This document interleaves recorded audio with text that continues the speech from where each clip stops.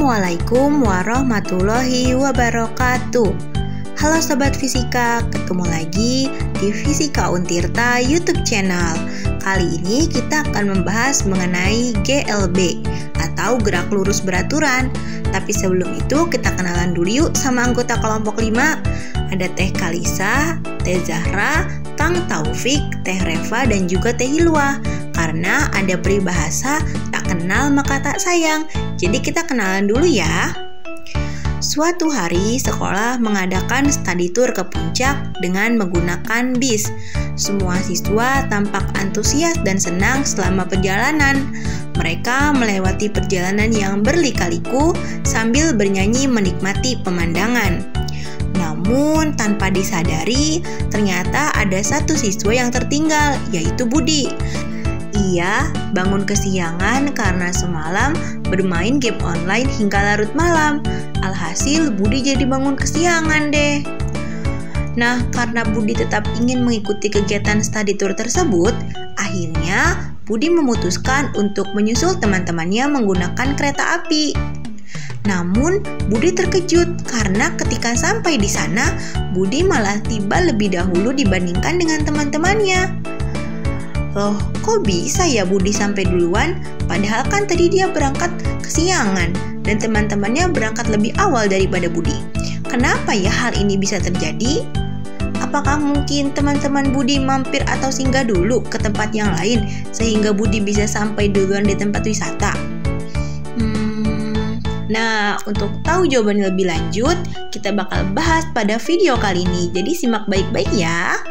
Jadi, peristiwa yang dialami oleh Budi ini disebabkan karena adanya GLB atau gerak lurus beraturan. Tapi sebelum itu, kita pelajari dulu apa sih itu gerak. Gerak itu apa ya? Sini aku kasih tahu. Gerak merupakan perubahan posisi atau kedudukan suatu benda terhadap sebuah acuan tertentu. Perubahan letak benda dilihat dengan membandingkan letak benda tersebut terhadap suatu titik yang dianggap tidak bergerak atau titik acuan, sehingga gerak memiliki pengertian yang relatif. Pada kesempatan kali ini kita akan membahas mengenai gerak lurus. Gerak lurus adalah gerak suatu objek yang lintasannya berupa garis lurus. Jenis gerak ini disebut juga sebagai suatu translasi beraturan. Pada rentang waktu yang sama terjadi perpindahan yang besarnya sama. Gerak lurus terbagi menjadi dua, ada gerak lurus beraturan dan gerak lurus berubah beraturan. Nah, apa sih bedanya gerak lurus beraturan dan gerak lurus berubah beraturan? Nah, di video kali ini kita akan membahas lebih dalam mengenai gerak lurus beraturan. Yuk, kita pelajari bareng-bareng. Gerak lurus itu memiliki hubungan yang erat antara posisi, jarak, perpindahan, dan kecepatan. Posisi adalah kedudukan benda dari acuan tertentu, jarak adalah panjang lintasan yang ditempuh oleh benda dalam selang waktu tertentu, perpindahan adalah perubahan posisi dalam selang waktu tertentu, dan kecepatan adalah cepat lambatnya perubahan posisi suatu benda terhadap waktu tempuh. Nah, dari tadi kan kita bahas terus nih gerak lurus beraturan. Sebenarnya gerak lurus beraturan sendiri itu apa sih? Yuk, kita simak video selanjutnya.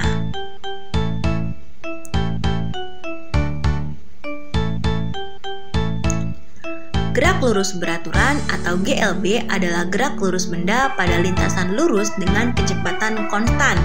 Konstan di sini berarti tetap dan tidak berubah.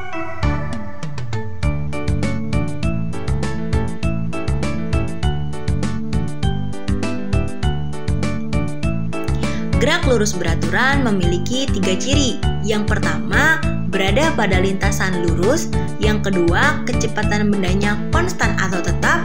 Dan yang ketiga, percepatannya sama dengan 0. Jadi, kalau nanti kalian melihat benda dan memiliki ciri-ciri yang sama dengan GLB, berarti benda tersebut mengalami gerak lurus beraturan. Nah, gerak lurus beraturan ini memiliki persamaan. V sama dengan S per T, di mana V merupakan kecepatan satuannya meter per sekon, S itu jarak satuannya meter, dan T itu waktu satuannya sekon. Untuk memudahkan, kalian bisa membuat segitiga seperti di gambar ya. Gerak lurus beraturan juga memiliki 3 grafik. Grafik yang pertama yaitu grafik jarak terhadap waktu, yaitu grafiknya berupa grafik lurus di mana jarak sebanding dengan waktu. Jadi semakin lama waktu yang dibutuhkan benda untuk bergerak, maka jarak yang ditempuh juga akan semakin jauh. Yang kedua adalah grafik kecepatan terhadap waktu, di mana kecepatannya mengalami nilai konstan atau tidak mengalami perubahan.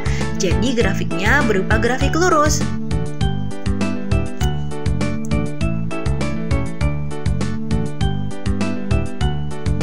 Dan yang ketiga adalah grafik percepatan terhadap waktu. Tadi kan di ciri-ciri udah disebutin ya kalau percepatan di GLB ini itu sama dengan 0. Nah, jadi grafik percepatan terhadap waktu itu dia itu 0 ya, nggak ada gitu. Jadi kalau di GLB ini tidak ada percepatannya. Selanjutnya kita akan membahas mengenai contoh GLB dalam kehidupan sehari-hari. Yang pertama yaitu gerak planet mengitari matahari. Gerak planet mengitari matahari termaksud dalam gerak lurus beraturan. Hal ini dikarenakan planet bergerak dengan kecepatan yang konstan atau tetap dan dalam lintasan yang sama. Begitu pula dengan gerak bulan mengitari matahari. Contoh yang kedua yaitu perjalanan kereta api.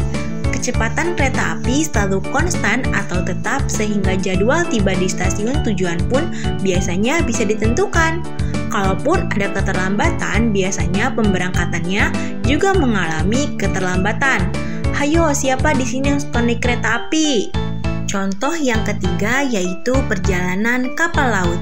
Kapal laut melakukan perjalanan dengan menyeberangi lautan lepas, biasanya bergerak pada lintasan lurus dengan kecepatan tetap. Dan ketika sudah mendekati pelabuhan, kapal baru mengubah haluan dan mengurangi kecepatannya. Nah, kita udah selesai nih bahas materi mengenai gerak lurus beraturan. Yuk, sekarang kita latihan soal. Latihan soal yang pertama yaitu sepeda motor Pak Tirto menempuh jarak sejauh 4 km dalam waktu 10 menit. Maka kecepatan sepeda motor tersebut adalah... Kira-kira berapa ya kecepatan sepeda motor Pak Tirto? Yuk kita bahas bareng-bareng. Diketahui jaraknya itu 4 km dan waktunya 10 menit atau 1/6 jam. Yang ditanya kecepatan. Jawab, V sama dengan S per T. V sama dengan 4 dibagi 1/6, V sama dengan 24 km per jam. Latihan soal yang kedua yaitu sebuah sepeda motor menempuh jarak 144 km dalam 2 jam. Kecepatan sepeda motor tersebut adalah... Yuk kita coba hitung bareng-bareng.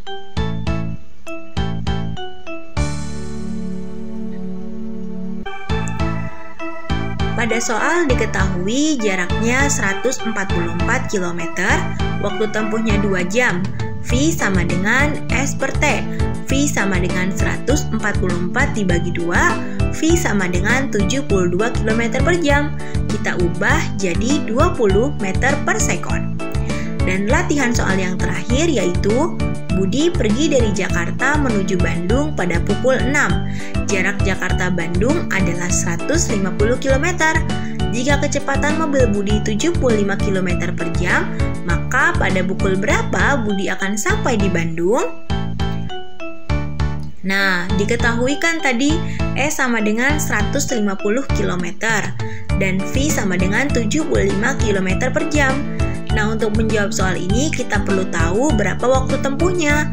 T sama dengan S per V sama dengan 150 dibagi 75 sama dengan 2 jam. Jadi Budi akan tiba pukul 8. Oke deh, selesai sudah pembahasan kita mengenai gerak lurus beraturan. Sebelumnya, kenalin dulu nih orang-orang di balik pembuatan video gerak lurus beraturan. Selesai sudah pertemuan kita pada video kali ini. Semoga videonya dapat bermanfaat dan dapat dipahami oleh teman-teman semua ya. Sampai ketemu di video selanjutnya. Bye-bye.